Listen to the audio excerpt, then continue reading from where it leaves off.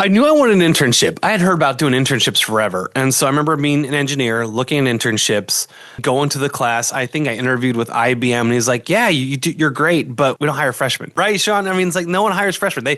It's funny, right? They want you to have experience, but no one wants to give you the chance to get experience.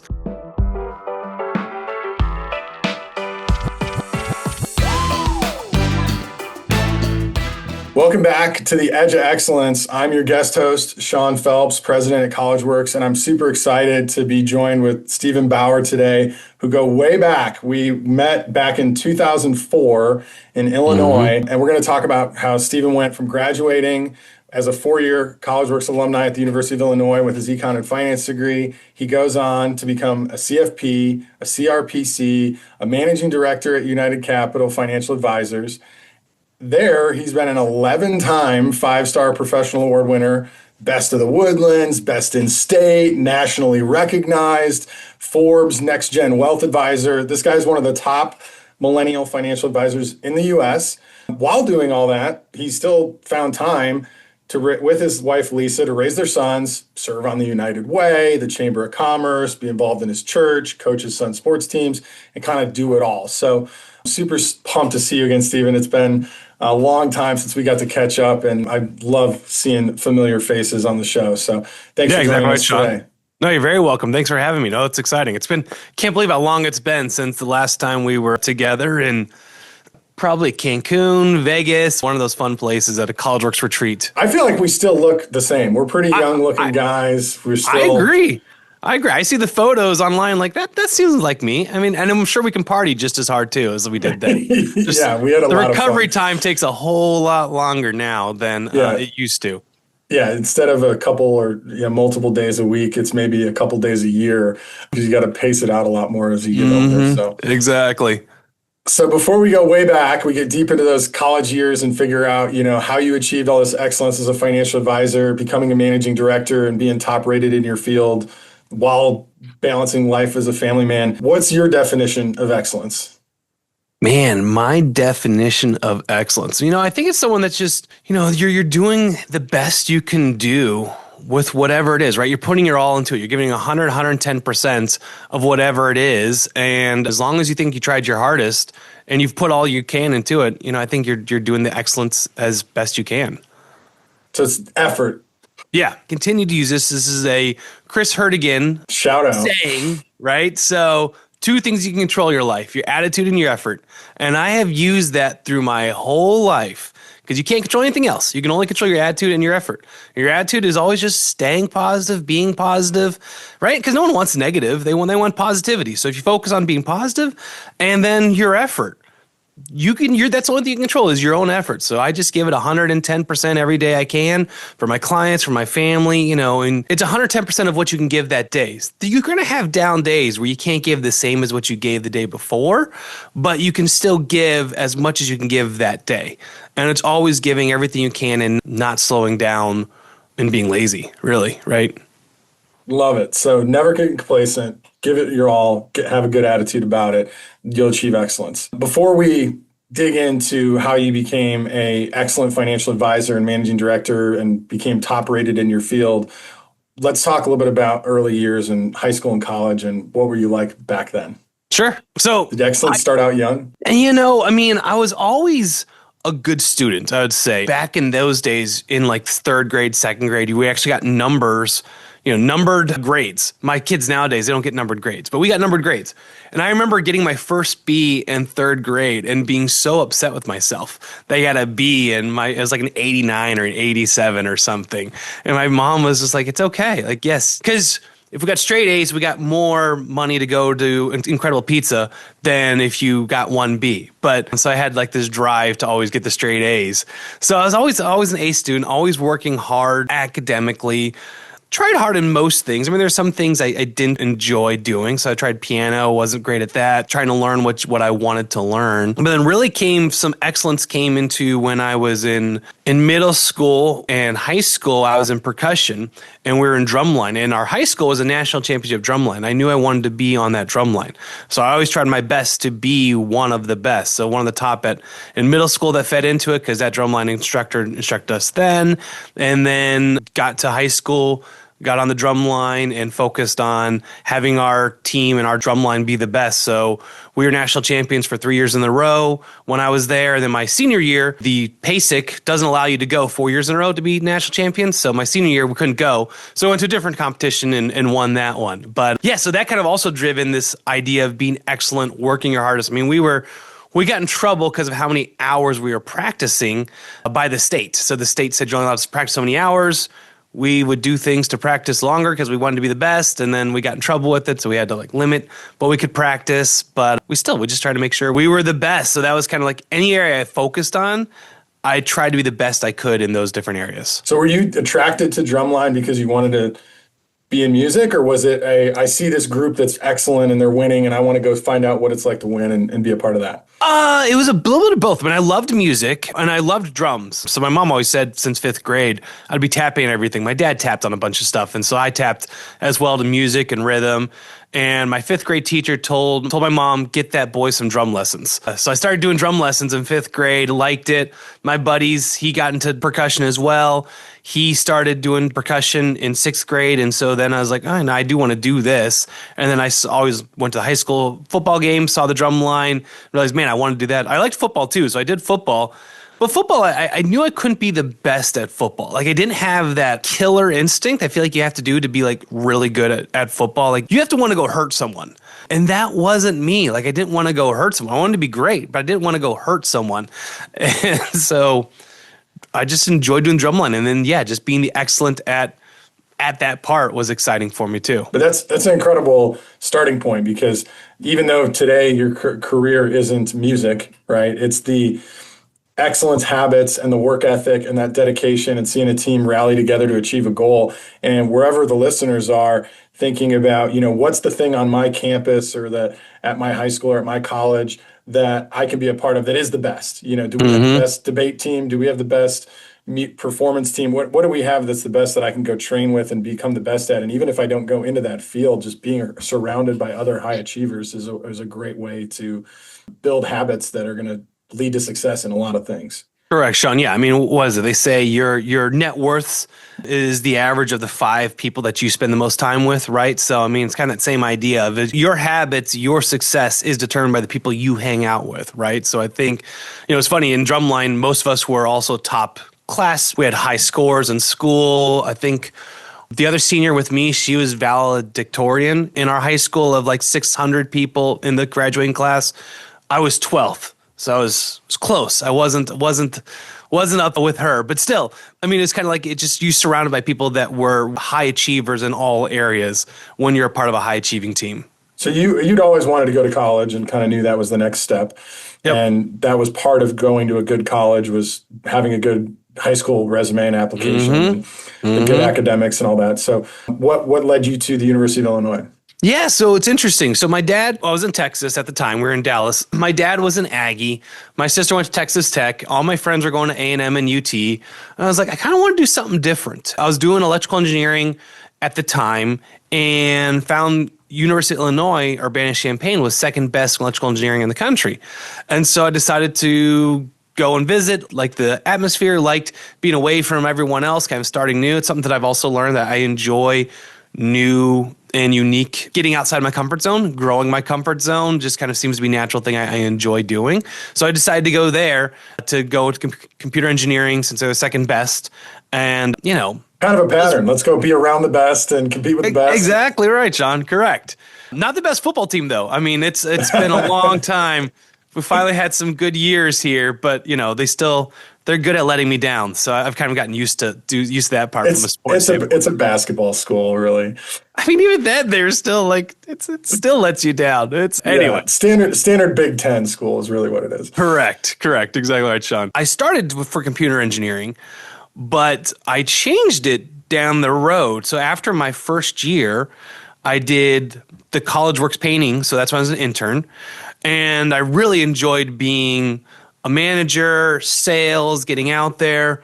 I started realizing I stopped caring how my phone worked, and I just wanted it to work, and I wanted to manage others or help others. I'd always wanted to be manager. I'd always thought I'd be going engineering and then get my MBA, but I realized I stopped caring about the engineering side. And then my sophomore year, when I was in some of these computer engineering classes, I realized I couldn't be the best at it.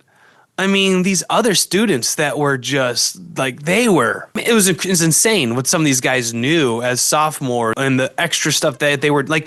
I wasn't interested in doing anything extra from a computer engineering side, like learning more about programming. Like, I hated programming. I mean, from a programming standpoint, I'm way past the degrees, but I found buddies in my fraternity and other people that are taking the same courses, and you had to like program programs every week. And I'd find each of them. I found like 4 people that each do a part, and I'd put them all together, and we'd all turn it in. So I was the guy managing all these, the project manager, getting everyone else to do the work. I didn't type anything up and turning it in. Like, that's because I hated the program. Like, that's when I knew it wasn't the right place for me from the engineering side. That was your fraternity GPT. You had an LLM of fraternity brothers. Yes, exactly right, Sean. Correct. Creating your program. So, yes. So College Works your freshman year, and the show, we're going to talk a lot about, life outside of that, and we don't want this just to be the College Works show. We want it to be about careers and finance and what does it take to become a successful wealth manager. But it's interesting that not every one of our guests did the internship as a freshman and out of state and just said, yep, I'm brand new to this University of Illinois environment, and I'm going to stay here for the summer and run a painting business. How did you make that leap? I knew I wanted an internship. I had heard about doing internships forever. And so I remember being an engineer, looking at internships, going to the class. I think I interviewed with IBM, and he's like, yeah, you're great, but we don't hire freshmen. Right, Sean? I mean, it's like no one hires freshmen. It's funny, right? They want you to have experience, but no one wants to give you the chance to get experience. So I was like, all right, well, what do I do? I mean, I didn't really want to go back to Houston because also my parents moved from Dallas to Houston after I graduated. So I wasn't going to go back to see like my friends or anything else. If I went back, it'd be to Houston where I didn't know anyone. So I was like, there's no real reason to go back to Houston. So I wanted to find something to stay up there. And the clipboard came about for College Works Painting saying, do you want an internship? Sign up here. So I remember signing up for the internships, like learning about it. And it's like, oh, this sounds great, right? Go out there, learn, get some sales. And as internship, I had no idea. I never, in my mind, sales was a bad word. We don't really talk about sales, but sales was a bad word in my mind. And I think that's a lot of people because you think about used car salesman or the music man, the guy that goes and sells stuff that there's nothing there for, right? I mean, that's kind of what sales in my mind was at the time. But I like the idea of doing an internship and management. It's like, well, let's go ahead and try it. And then Lisa, my now wife, she lived in Chicago area, the west suburbs. So this would give me an excuse to be closer to her. And so I was like, well, give me territory first I wanted it in Champaign, but other people already got Champaign. It's like, well, get me close to where Lisa lived. I'll find a place. And so we did, found a room that a lady rented near Wheaton College and started going at it. That's awesome. So at this point, I have not heard the word finance or investments, or we've talked about drumline and football and engineering and computers. And so when in the world did you go, all right, I think I might be a wealth manager? Yeah, so that's interesting. So again, doing this painting business. So I did a really successful manager year, became district manager, became great at being district manager, became general manager, and really enjoyed all this, the management and the sales and everything else, leading other people. I knew I wanted to change my majors because I didn't want to do engineering more, and I had no idea what I was going to do. So I actually took a break from going to the University of Illinois, went to the community college, just get some stuff together that was local because I was like, I don't know what I want to do. And so the business school needed 4 years of foreign language, and I hated foreign language. I didn't like it at all. I took 3 years of Latin in high school because that's all you needed for these things. And so Lisa, she said, well, why don't you try French? I tried French a little bit, hated that, didn't go there. So I tried Spanish, didn't hate it. I was like, man, I got to find. So one morning I got up, instead of going to class, I was looking at like, what can I do with just 3 years of foreign language? And so then I found at University of Illinois, the agriculture school. So the School of Agriculture you only need 3 years of foreign language for that. It's like, okay, let me look in there. And then I found they have consumer economics and finance. I was like, okay, that sounds kind of interesting. So I signed up for that. Had no idea what it was, just sounded interesting. Sounded better than, it sounded like I could get a degree. And really I thought I was going to do the painting business forever. And so that's where I just needed to get the degree done. So went there and I started taking some classes and learning about, so this is what consumers think about. Compound interest. That's interesting. You can have your money make your money. oh, people need to learn about this stuff. And then they had a Northwestern Mutual guy come in and talk about how you can get paid to do this. Like, wait, I can get paid? And they showed me you can get paid really well in this industry by helping people with their investments and the financial planning, all this stuff. It's like, wow, this is really cool. And so that's how I kind of got started towards it. Now, how I got my first job is even more interesting. So again, general manager, still managing some managers. One of my managers, Parker Paulin in Decatur, Illinois, I went out to his house to help him and get him started. And his mother was amazed what I was able to get him to do. She said, "You're going to come work for A.G. Edwards after you graduate." I didn't even know who A.G. Edwards was, but she said, "I'm going to come work for them." It's like, okay, whatever. Again, thought I was doing the painting business. And so in my senior year, I was starting to look at jobs and found out A.G. Edwards was a financial planning firm. So I actually called her up, Kit Paulin, called her up and said, "Hey, I'd like to come, I'd like to look at working for you guys." She said, "Okay, where do you want to work?" I told her I'd like to go back down to Texas. And she said, "Yeah, we can help you. I'll get you interviewed back down in Texas." And so then she set me up with the interview with the downtown Houston branch. And what was neat about that was when I interviewed with him, he said, "You're the first person I've interviewed that I've been told to hire before I've ever met you." Because Wow. of what kids said and everything else. Yeah, it's pretty cool. Wow. So you help her son be successful at CollegeWorks, and she's like, I'm not just going to send you a link to the application. I'm going to walk your application into the office metaphorically and tell them to hire you before you Yep. interview for the job. Exactly, because she was just amazed I had able to get him to sell and everything else. And then I had to create this business plan. So I created a whole business plan that I had to bring to them. I had no idea what I was going to do. I just kind of thought like, well, what would I do? Okay, I'd do some networking, probably make some cold calling, right? Same thing I did. Basically what we did for CollegeWorks, I kind of thought through that and brought it to them. So it kind of just showed that I was in the mindset of growing my business, and then they hired me. Nice. So you moved out after graduation down to Houston with your wife, girlfriend at the time, and begin the journey of becoming a successful financial advisor. So what were some of the early, I guess, fears or challenges that you had to overcome in that career? Because now you're in a new market. You don't know the product that you're selling yet. Yep. You got to learn that. You don't know any of the clients. I know you've got some family in the area, but that's not where you grew up. Nope. And so how does that process, what challenged you in that transition? Yeah, Sean. So it's interesting, right? I mean, it's very similar to CollegeWorks in the sense of the same thing, right? Didn't know anyone there. And I sucked. So you'd already done it. Yeah, exactly. I had done it once, right? But I knew that there was going to be a system. Like, I'm a person that if you just give me the system, I can follow the system. Just tell me what I got to do and I'll follow the system. So like in CollegeWorks, I sucked, but I said, Wes, my DM at the time, and then just go knock on doors, right? Just go knock on doors and you'll find business, and eventually you'll sell. Then you start learning how to sell better and build that rapport, right? And so with the A.G. Edwards, it was about cold calling. So I just bought lists, got numbers, and dialed. I was just smiling, dialing. And my mom bought me a book about cold calling. They just said you smile and dial, and you try to create some conversations. And basically, every 50 dials you make, you're going to talk to 2 people. You'll send one out. You need to talk to 10 people to set up a meeting. You need to have at least 4 to 6 meetings to get a new client. So it's all numbers game. And so that's what I knew. It's like, all right, well, I'm just going to go on Saturdays, smile and dial. I'm just going to smile and dial.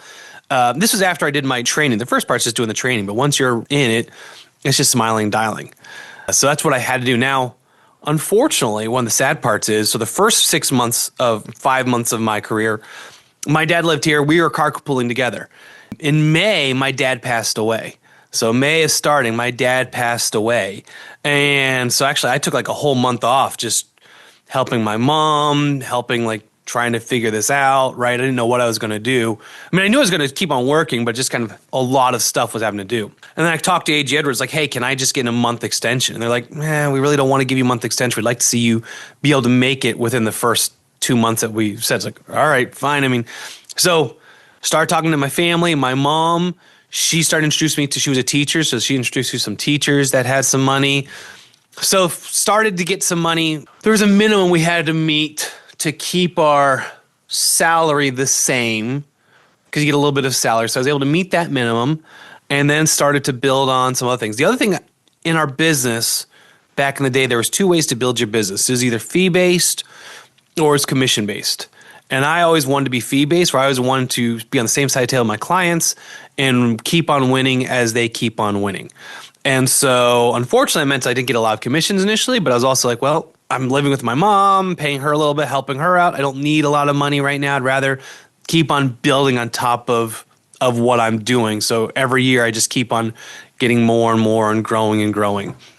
So yeah, so just kept on cold calling. And unfortunately, this was also 08 when the markets and financial world was, yeah, seriously, Sean, it was falling apart there.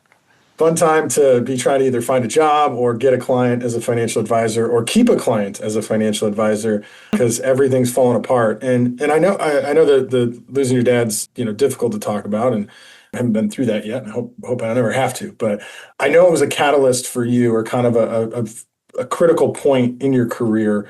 Correct. That influenced why it was important for you to help people with their finances. Can you talk a little bit about that? Yeah, Sean, exactly right. So it definitely opened my eyes for a couple of things. One, I mean, I would say when my dad passed away, I think when I was first working, I always kind of thought, oh, my parents have money. I can always, maybe didn't, I mean, I was driven, but there was always like this backup. Now there was no backup, right? My mom was a teacher. She didn't have the kind of money that my dad was making. So it's kind of like it definitely made me even more ambitious, more growth of like, it's going to be me taking care of all this stuff, whatever that happens. But then it's also helped me with knowing how poorly our industry works with women and with widows. Like most financial advisors talk down to women. They don't focus on them. They don't know how to talk about when they lose a spouse, because a lot of times they weren't involved. That's actually, I wrote a book for Financial Peace for Widows to help widows when they lose their spouse kind of think through, all right, what do I need to do? What does my life look like? What is the process and that step to, from a financial standpoint, get back to that financial peace? So that's another area I focus a lot on, is working with those women and widows to help them through it, because it's not easy, and no one knows what a widow goes through until they lose their own spouse. No, there's no other grief like it. And so learning that from my mom, helping her sharing that with me. And I say wife, yes, it can be the husband that's left over, but from my experience, especially down here in the South, it's mainly the man is much more financially involved and the woman's not as involved. Now, again, not all the case, but it's making sure both spouses are involved no matter what, making sure that we're talking about what's important in their lives and how they think about money, not just the dollars and cents. Because at the end of the day, when they're on their deathbed, neither one's going to care if they beat the market. They're going to care that they made those travel experiences, those things with their grandkids, helping their kids with the college, whatever it is, that's what they're going to care about. And I want to make sure they both are talking about that part and being involved. Wow. So you go from, kind of this early in your career, I'm just getting enough clients to keep my job and keep my salary the same and, not have to take a pay cut. And within a pretty short time frame, within a few years, go to this top ranked financial advisor. Like, oh my gosh, I'm on a Forbes list of the top financial advisors in the entire United States. And that's a pretty incredible accomplishment. So thank you, Sean. It sounds like the drive to do it was there, right? I got clients I really want to help. That's a huge driver. So whatever industry listeners, for those of you that are still listening that aren't interested in finance, but you hung around because you liked what Steve and I were talking about, you got to go, who am I helping? Who am I helping that's going to get me out of bed in the morning and go, I want to help these people. I love helping college students. You love helping clients. Why do I want to help these people? And that could be in a sales role, it could be in a production role, it could be in any sort of role in the business world, but who do I want to help? And then, what's going to motivate me, to help myself and my family? And you have that motivation. So you have two really strong motivators to drive you. You've always had a habit of, being around excellent people. And I think you found some really excellent opportunities in companies to join and teams to be a part of. Surrounding yourself with the right people and trying to perform at an excellent level and working hard.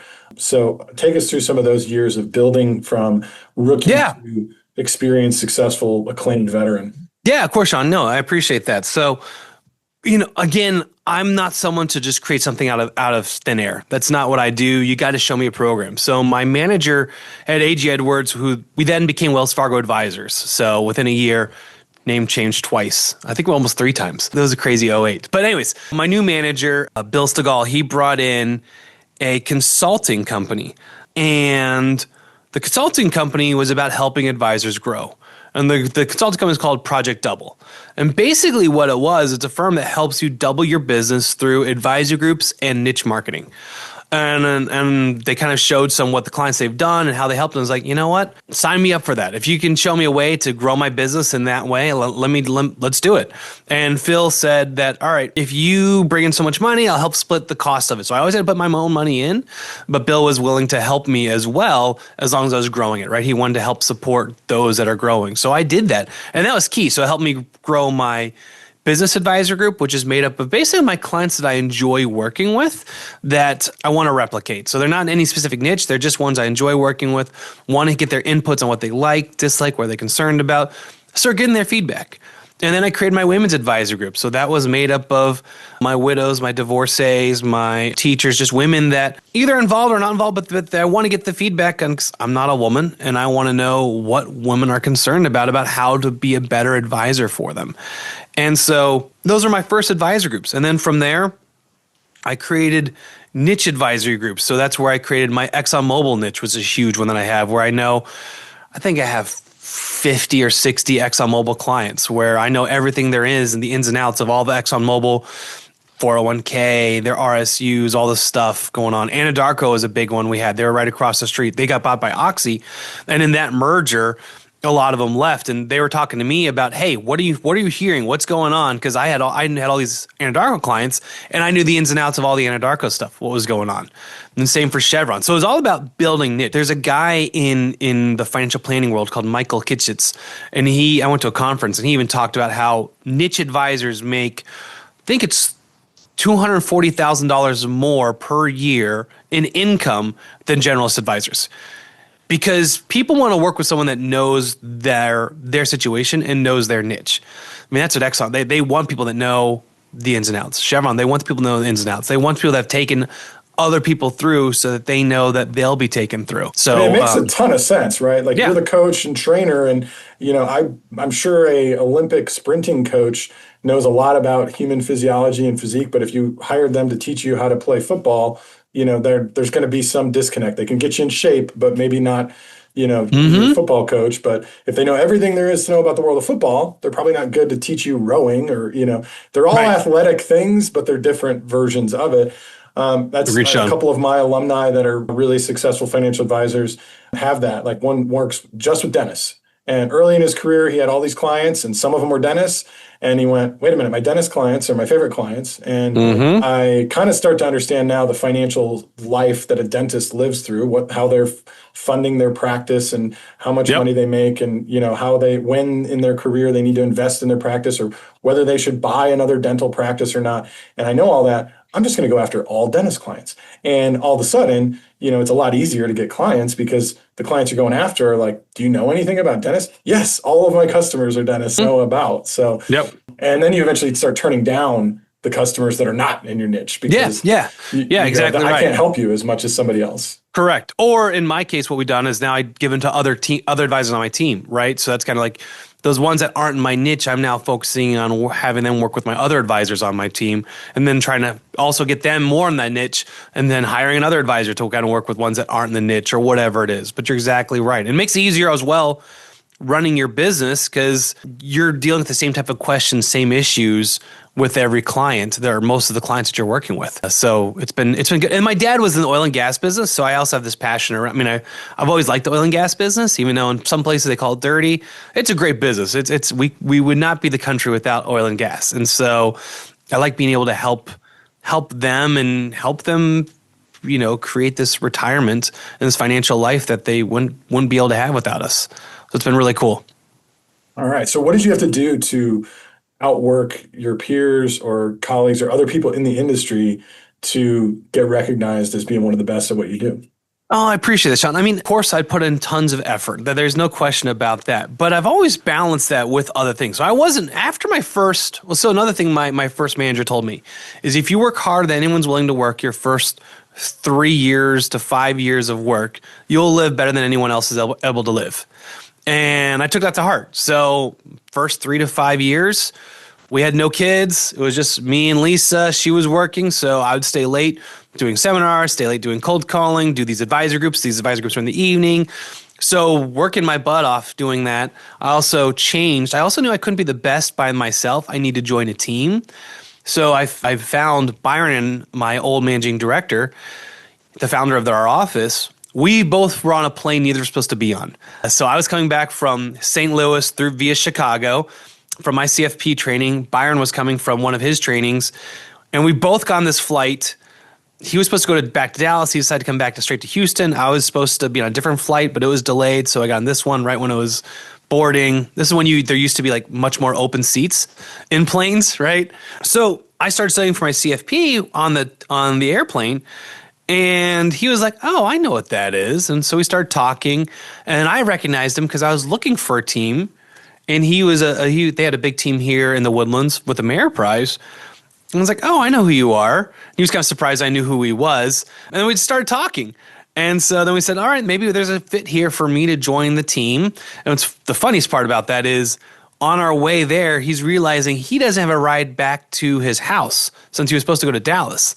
And we both live in the Woodlands area. So I drove him home that night, straight off the airport, right? And then over the next year, started interviewing with him and the rest of the team and realized it's a good fit for me. So then I moved over, joined the team. So he was a good mentor for me, helping me also figure out how to grow, how to think, because they were a multi-million-dollar producing team. So again, surrounding yourself with people that are better than you. Like I always wanted to be someone that's better than me so I can learn from them so I can keep on developing, right? And that's how he's retired now. So now I'm producing now more than he did. So now it's hiring a coach. So now I have a coach that helps me, that helps, I have my coach. I told him, my goal is not just get to $1 billion, but how do I get to $2 billion? Like, I don't know how to do that. So I need someone that's helped others that knows how. And that's the coach I have now that helps me get to $2 billion. So when we get there, it's going to be like, all right, how do I get to $4 billion? Like, what does that business look like? And continuing to grow and get people that can help me You better. Still don't really like chilling in the comfort zone. No, why? What's the point? I mean, it's fun to grow. I mean, it's back to the painting. I loved helping the managers grow and develop. Like John Moon, one of my best friends, he was my best manager, and I loved helping him go from, like me, an engineer who couldn't sell, couldn't talk to, he's getting an MBA, he's leading sales, he's leading marketing now at a new company, he used to be with Shell, but helping him grow to, he was like my top manager of 100,000 when I was doing that, right? Helping the district managers that I worked with. He was a district manager too, so helping him, Anthonina, those guys help. Like it's cool. And so that's where this is now helping other advisors. The bigger we get, it's because I'm getting other advisors and teaching them how to be good, how to run successful teams, how to run successful businesses, how to also still enjoy life. I mean, this industry can provide an amazing lifestyle for you if you do it the right way and you do the right things. And so it's being able to help them do that, which is exciting to me. That's awesome. So in there, I wanted to unpack something. We talked, you spent 4 years at CollegeWorks and you did a lot of the management stuff. So I've had a bunch of guests on the show that are interns for 1 or 2 years, some of them maybe 3, not a lot of 4. 4 is, your whole college career, and you're developing all these management skills. But I think some people are afraid to do that early on because they think, well, I'm not going to use this for a while. I'll get good at sales, I'll build a good resume, then I'll go get a job. And yes, I'll need to eventually learn management skills at some point. But, I've got 5 to 10 years, before I'll be in the same kind of level of, 40, I guess, that I'm in my career. So you get it then probably don't use it for a little while when you're, initially starting out as an advisor. Now, every day, it's more about how well you can manage the team, bringing the right people onto the team, training them, keeping people on the team, motivating the whole organization. Managing director, it's not like, I'm guessing if you go get a new customer today, that's cool and it's nice, but you're not like, that was awesome, that was the best day ever. It's if your whole team gets, 10 new clients, or if you add a new person to the team that is going to add, a huge resource to the team. So back to, I guess, my question I want to get to is, what was the benefit of getting all that management experience of DMing and being a GM that you had to wait to use for a little while? Yeah, it always helped you kind of think through. One, it helped you think through of when you were getting managed yourself, what would I want me to do if from a manager's perspective, right? I think that always helps you. But in the wealth management role, you are a leader of your clients. Like you're leading your clients to, because they don't, especially like when markets are down, things go bad, like COVID, 2022, 2008, 2011, 2018. There's a lot of years that people don't remember that were bad years in the market. And so you have to lead your clients through those dark times and help them understand, hey, it's going to be okay. Or they're retiring. They don't know what it's going to look like, and helping them lead them through, here's how we're going to make it. We're going to be okay. Well, here's what we're going to do. It's not just, so it's leading them and helping them know what they need to do as well and guiding them through it. So it's kind of, you're leading and teaching your clients as well as leading my advisors, right? So I feel like all of the stuff I did was still used in some way. And it's even leadership and everything, still sales, right? It's all just selling yourself. It's all building the relationship. So I think all of that helped me just build relationships. And I think what's neat about being a DM and a GM is you're now looking at how to build deeper relationships, right? Because the managers are managing this, they're doing it for themselves, but you got to figure out what's going to drive them, what's going to make them tick. How do they get over those hurdles that they're struggling with? How to fire someone when they suck, and how to do it the right way, or try to make them not feel bad, or there's one manager. Help them find their calling, right? Like, Well, this isn't what you're made to do, but there is something you're made to do, and we're going to help you get there sooner. But yeah, most times it's just about helping people figure out how to get over their hurdles and get over their humps. And it's the same thing with clients. It's helping them get over some of their fears about taking that step of pushing the button to retire and not having this income come in, and let them know it's going to be okay. We got you. We're going to be here for you. So I think that, but then now it is about the whole team and growing these advisors and helping them build a career that they want to have.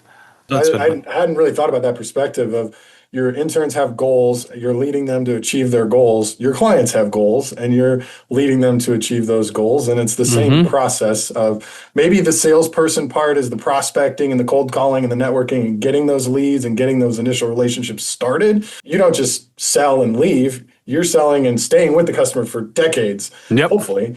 Yep. And that long-term relationship building is more of the leadership side of like a DM role. So I love that perspective. At what point did you feel like you were on the edge of excellence, where you were discovered that maybe woke up one day and going, pinch me, I can't believe where I am right now, or doing what I'm doing?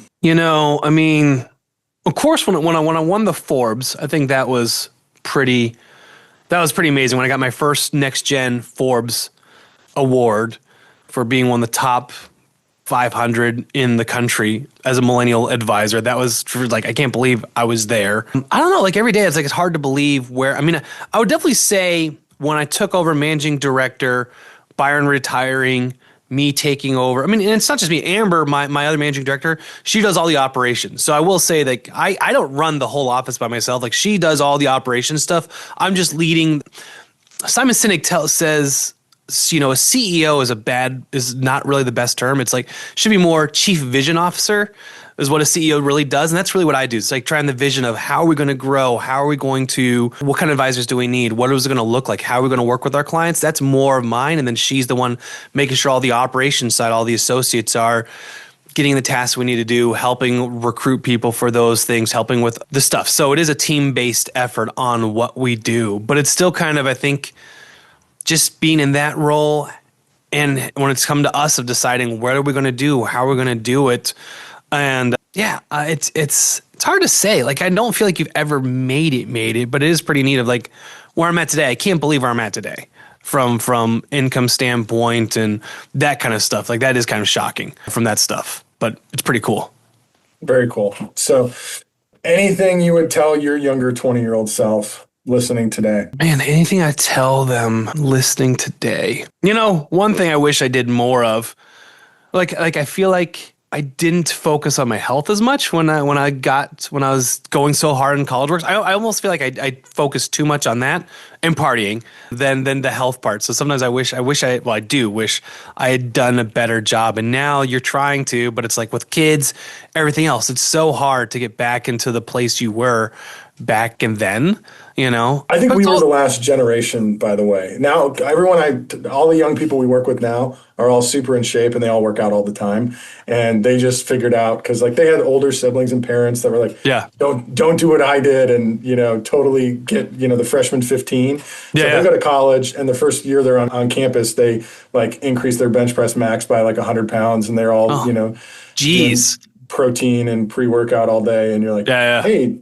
guys, let's go out to dinner. And they're like, okay, let's go to Chipotle. I'm going to get a bowl and, no carbs and yeah, like, focusing much more on their wow. health. Wow. Yeah, they're pretty tuned into that. So I think they'll actually Well, that's good. I'm glad to hear that. I wish we were instead we were like, oh yeah, let's go out, let's go get Euros or Jimmy John's at 2 a.m. after we've drinking a bunch of beers or rum. Oh, I do rum and diet, so that was helpful, right? But because now there's DoorDash and Uber Eats, and if we had that, we would have gotten Oh my we would have gosh. gained 100 more pounds. seriously, exactly right, Sean. So true. So I would say that, and then the other thing too is appreciate the journey more. I think I started to do that later on in my wealth management career. I don't know if I did that as much in the college works, right? So I think appreciate the journey more, watch the journey, right? I mean, it's not about the end, it's about the journey as well, right? And so that was one thing that my Byron, my old managing director, mentor, taught me was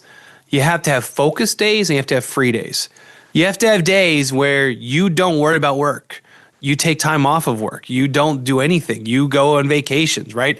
Vacations are important. You got to rejuvenate yourself, right? So make sure when you take a free day, you are not doing any work.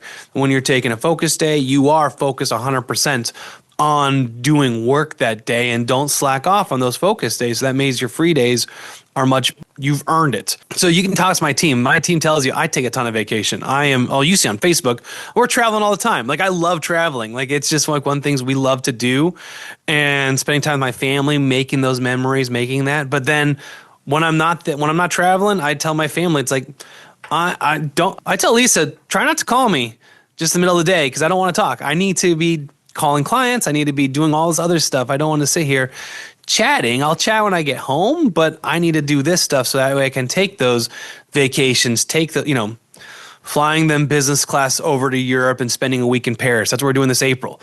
It was the whole family, right? So that's something that most people can't do. Get the owner suite on the MSC cruise out of Galveston, right? I mean, again, things most people can't do, but I'm able to do because I work so hard when it's time to work. It allows me to really have an excellent type of free days when it's free time.